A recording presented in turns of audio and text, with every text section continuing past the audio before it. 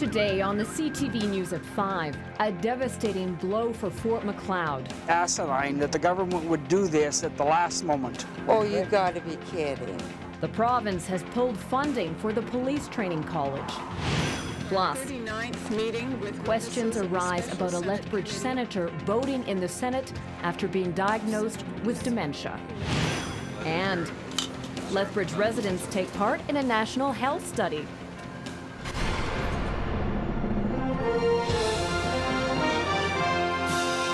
CTV News with Jackie Scantlebury.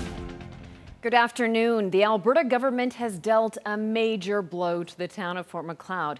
This afternoon, funding was pulled and the project deemed unnecessary by the province's Solicitor General for the Police Training College. Daryl Rummel reports. On the streets of Fort Macleod, there is outrage and shock. I just think it's ridiculous, and I think it probably has something to do with us electing the Wildrose. Asinine that the government would do this at the last moment. Absolutely. Like, why would they put the cart before the horse? Oh, you gotta be kidding. This afternoon, the province announced the cancellation of the proposed $122 million police and peace officer training college. Construction crews are still in place for a project that no longer has funding. The move comes on the heels of a government survey of Alberta's police agencies, asking to provide feedback on their expected use of the facility in Fort Macleod. For one of the few times in my life, I'm at a bit of a loss for words. I don't think furious would even begin to describe the emotions that are going through me right now. The Solicitor General called the move extremely difficult, but the right one for Alberta taxpayers who have demanded the government invest wisely. The communications that I received and some discussions that we've had raised some serious concerns about whether or not this college is required for policing in the near future in this province. It's a $120.7 million line item, and we felt that in the best interest of the taxpayer that this is not something that we should proceed with. Try telling that to a town that fought so hard for so long to even get approval, a town that just months ago celebrated the official sod turning.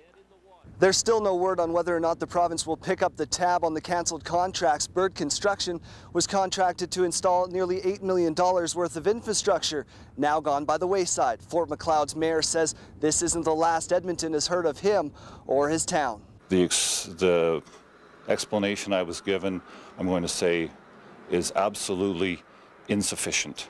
The mayor says he asked that the Solicitor General reconsider and was told the decision is irreversible. Sean Patient says he's fought too hard over the last 7 years to let his town be on the hook for another broken promise. Daryl Rummel, CTV News, Fort Macleod. Mayor Sean Patient says he will comment further as the week goes on. Now, Lethbridge's police chief says he is disappointed by the decision. Tom McKenzie says the college would have provided a significant benefit to police forces across southern Alberta.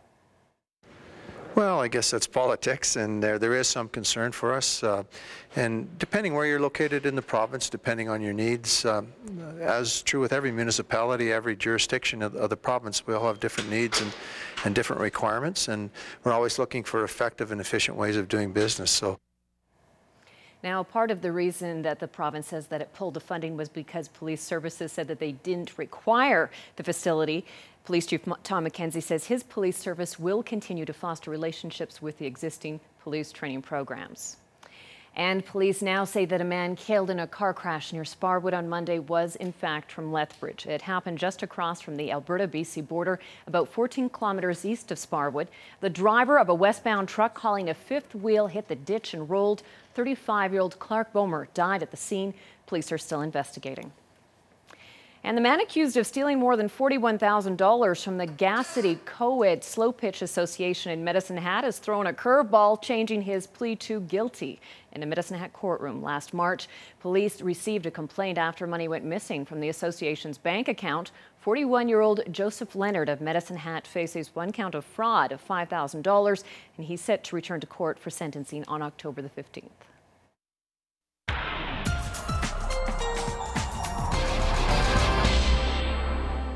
David Spence, all anybody wants to know, long weekend, what's in store?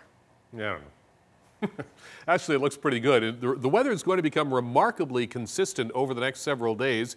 We'll have many days of sunshine with temperatures in the low to mid-20s across most of southern Alberta. But from time to time, Lethbridge and southern Alberta over the next few days could nudge close to 30 degrees. I'll tell you when that will happen And I think I do know what the long weekend is going to be like, and I'll talk about that later on as well. Oh, he's going to tease us. Okay. More weather coming up. Thanks, David.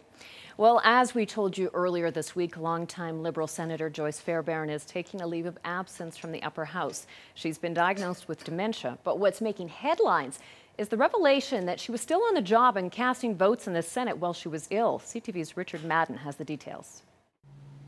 Her office is empty now, but Liberal Senator Joyce Fairbairn's battle with dementia is well known in the upper chamber.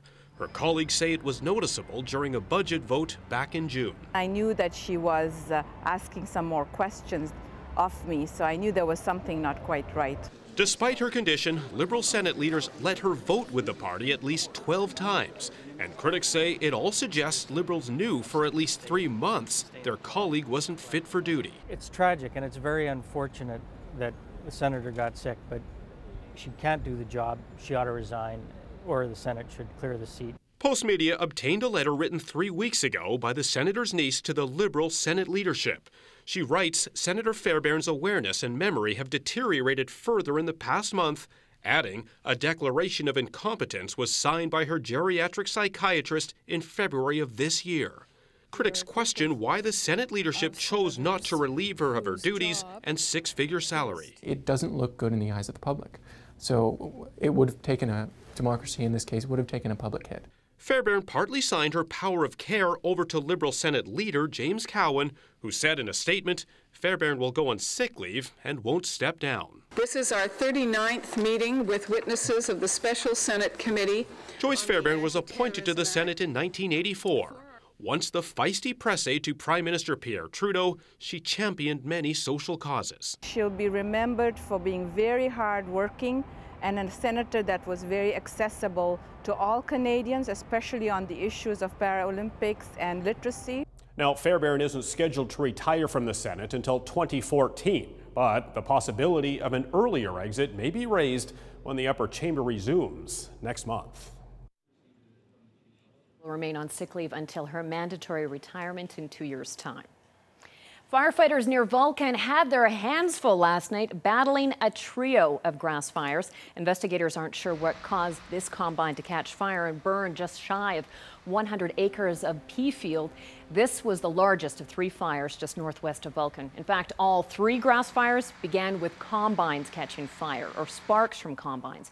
Crews from Blackie, High River and Vulcan were called in. Luckily, no one was hurt. Crews remained on the scene to keep an eye on any flare-ups. The biggest thing was doing the knockdown, initial knockdown. It wasn't a huge fire to fight in the aspect of difficulty. Its mop-up has been the worst. There's a lot of trees and brush at the one end. The other problem we ran into is we had 2 other fires that started at the same time, which we had to move resources. And 2 other fires just kilometers away from the first fire were also quickly contained. Crews say grass fires in that area are pretty typical for this time of year. Hundreds of Lethbridge and area residents will be part of a national health study. Statistics Canada has set up a mobile trailer in the parking lots of the NMAC Centre. Lethbridge is the 6th stop on a cross-Canada tour that includes 16 locations. This summer, 420 people were randomly picked to answer the Canadian Health Measures Survey. 360 of them will now visit the trailer and take part in a series of tests. Health specialists will measure things like height, weight, blood pressure, and muscle strength. The data from the 2-year study will be used by researchers and scientists right across the country.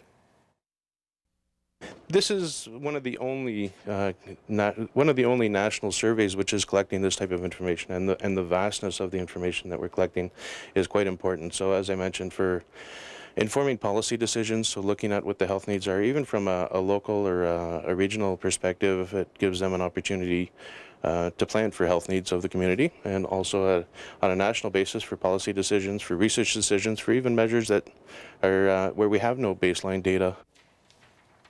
While the tests aren't for diagnostic purposes, health specialists may suggest that the volunteers follow up with their family doctor depending on their results.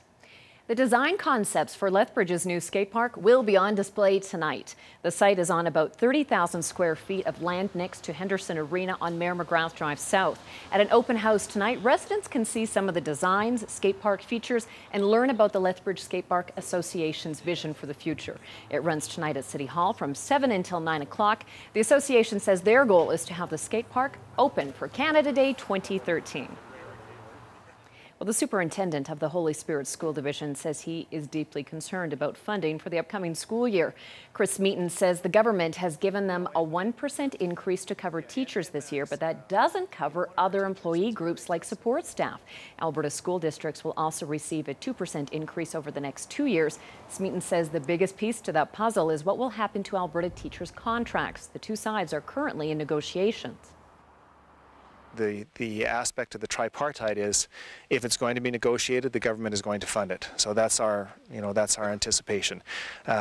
Difficulty with that is that that only supports teachers' contracts. We also have all of our support staff, and that's not part of those agreements. So those have to be negotiated separately. The deadline for a new teacher's contract is the end of October. And it's one of the signs that summer is coming to a close. Outdoor pools in the city are preparing for the end of the season. Henderson Outdoor Pool will remain open this weekend and then close on Labor Day Monday.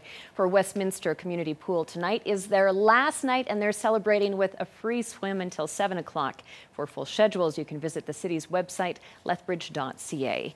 And in the markets today, it was a rough one. Here are the closing numbers.